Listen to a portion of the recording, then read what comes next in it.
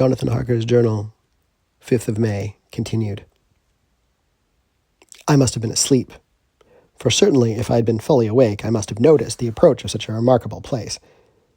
In the gloom, the courtyard looked of considerable size, and as several dark ways led from it under great round arches, it perhaps seemed bigger than it really is. I have not yet been able to see it by daylight. When the calèche stopped, the driver jumped down and held out his hand to assist me to alight. Again, I could not but notice his prodigious strength. His hand actually seemed like a steel vice that could have crushed mine if he'd chosen. Then he took out my traps and placed them on the ground beside me as I stood close to a great door, old and studded with large iron nails, and set in a projecting doorway of massive stone. I could see even in the dim light that the stone was massively carved, but that the carving had been much worn by time and weather. As I stood, the driver jumped again into his seat and shook the reins. The horses started forward, and trap and all disappeared down one of the dark openings. I stood in silence where I was, for I did not know what to do. Of bell or knocker there was no sign. Through these frowning walls and dark window openings it was not likely that my voice could penetrate. The time I waited seemed endless, and I felt doubts and fears crowding upon me. What sort of place had I come to, and among what kind of people? What sort of grim adventure was it on which I had embarked? Was this a customary incident in the life of a solicitor's clerk sent out to explain the purchase of a London estate to a foreigner? Solicitor's clerk. Mina would not like that. Solicitor. For just before leaving London, I got word that my examination was successful, and I am now a full-blown solicitor. I began to rub my eyes and pinch myself to see if I were awake. It all seemed like a horrible nightmare to me, and I expected that I should suddenly awake and find myself at home, with the dawn struggling in through the windows, as I had now and again felt in the morning after a day of overwork. But my flesh answered the pinching test. My eyes were not to be deceived.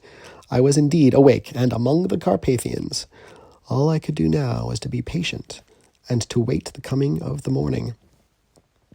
Just as I'd come to this conclusion, I heard a heavy step approaching behind the great door, and saw through the chinks the gleam of a coming light.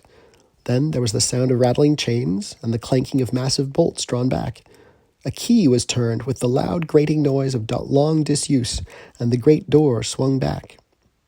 Within stood a tall, old man, clean-shaven save for a long white mustache, and clad in black from head to foot, without a single speck of color about him anywhere. He held in his hand an antique silver lamp, in which the flame burned without chimney or globe of any kind, throwing long quivering shadows as it flickered in the draught of the open door. The old man motioned me in with his right hand with a courtly gesture, saying in excellent English but a strange intonation, "Welcome to my house. Enter freely and of your own will."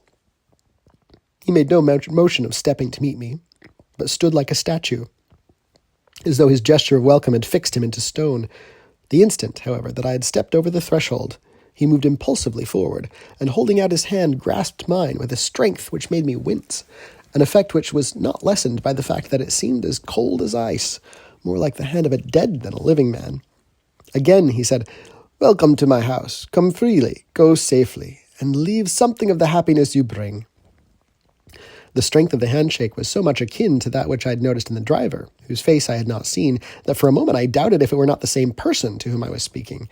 So to make sure, I said interrogatively, "Count Dracula?" He bowed in a courtly way, as he replied, "I am Dracula, and I bid you welcome, Mr. Harker, to my house. Come in. The night air is chill, and you must need to eat and rest."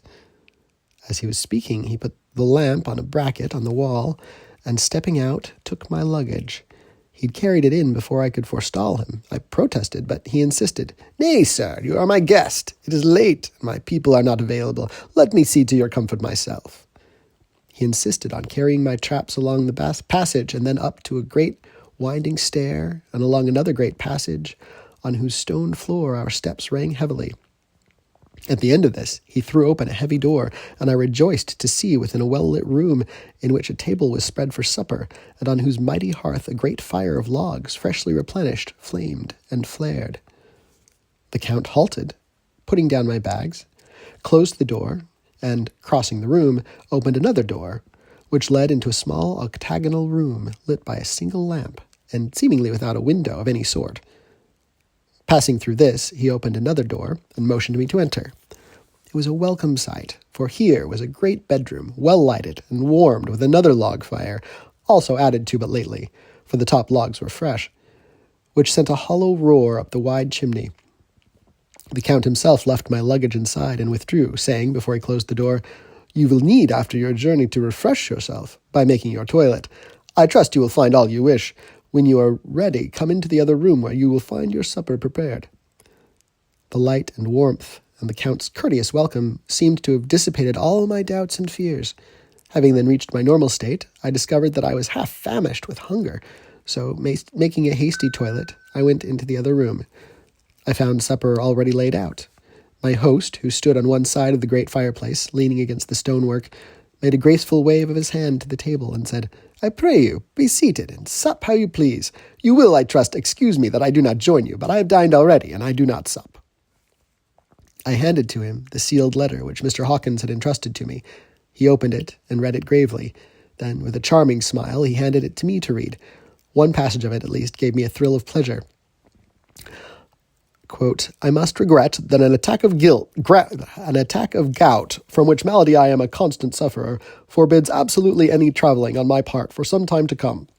But I am happy to say that I can send a sufficient substitute, one in whom I have every possible confidence. He is a young man, full of energy and talent in his own way, and of a very faithful disposition. He is discreet and silent, and has grown into manhood in my service. He shall be ready to attend on you while you will during his stay, and shall take your instructions in all matters." The Count himself came forward and took off the cover of a dish, and I fell to at once on an excellent roast chicken. This, with some cheese and a salad and a bottle of old Tokay, of which I had 2 glasses, was my supper. During the time I was eating it, the Count asked me many questions as to my journey, and I told him by degrees all I had experienced.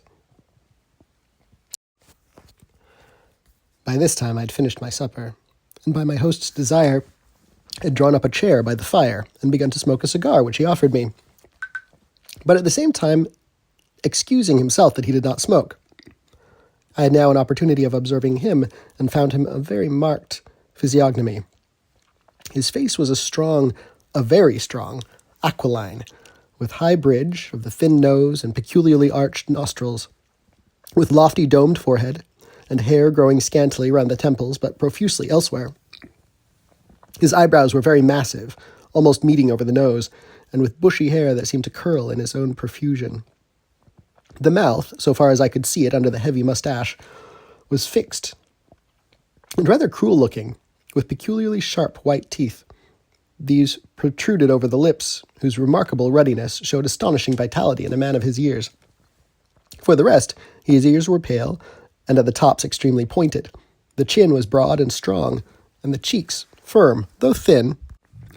The general effect was one of extraordinary pallor. Hitherto, I'd noticed the backs of his hands as they lay on his knees in the firelight, and they'd seemed rather white and fine, but seeing them now close to me, I could not but notice that they were rather coarse, broad, with squat fingers. Strange to say, there were hairs at the center of the palm. The nails were long and fine, and cut to a sharp point. As the Count leaned over me, and his hands touched me, I could not repress a shudder. It may have been that his breath was rank, but a horrible feeling of nausea came over me, which, do what I would, I could not conceal. The Count, evidently noticing it, drew back, and with a grim sort of smile, which showed more than he had yet done his protuberant teeth, sat himself down again on his own side of the fireplace. We were both silent for a while, and as I looked towards the window, I saw the first dim streak of the coming dawn. There seemed a strange stillness over everything, but as I listened, I heard, as if from down below in the valley, the howling of many wolves. The Count's eyes gleamed, and he said, "Listen to them, the children of the night. What music they make." Seeing, I suppose, some expression on my face strange to him, he added, "Ah, sir, you dwellers in the city cannot enter into the feelings of the hunter." Then he rose and said, "But you must be tired. Your bedroom is all ready, and tomorrow you shall sleep as late as you will. I have to be away till the afternoon, so sleep well and dream well." With a courteous bow, he opened for me himself the door to the octagonal room, and I entered my bedroom. I am all in a sea of wonders. I doubt, I fear, I think strange things which I dare not confess to my own soul. God keep me, if only for the sake of those dear to me.